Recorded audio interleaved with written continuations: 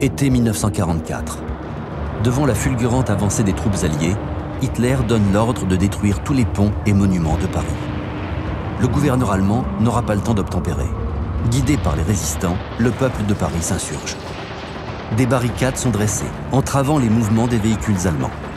Des escarmouches contre les forces allemandes s'intensifient les jours suivants, atteignant leur maximum le 22 août. Les insurgés n'ont plus de munitions. Le général Leclerc force donc la main des Américains en donnant l'ordre à sa 2e division blindée de marcher sur Paris. Eisenhower, doutant de pouvoir retenir les Français, finit par accepter. Il envoie la 4e division d'infanterie américaine en renfort. Les combats en banlieue sont sévères, mais les soldats du général Leclerc combattent jour et nuit. Les Allemands faiblissent. Le 24 août 1944, la 2e division blindée du général Leclerc entre dans Paris par la porte d'Orléans.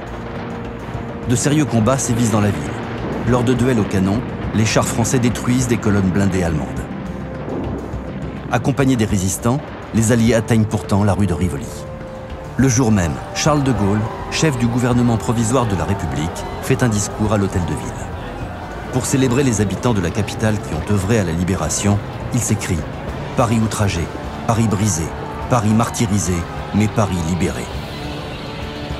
Le 26 août, les Champs-Élysées accueillent le défilé de la victoire au milieu d'une foule en liesse.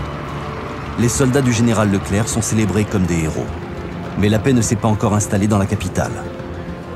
La nuit suivante, un bombardement aux bombes incendiaires fait environ 200 morts. Des combats isolés perdureront par endroits jusqu'au retrait total des troupes allemandes.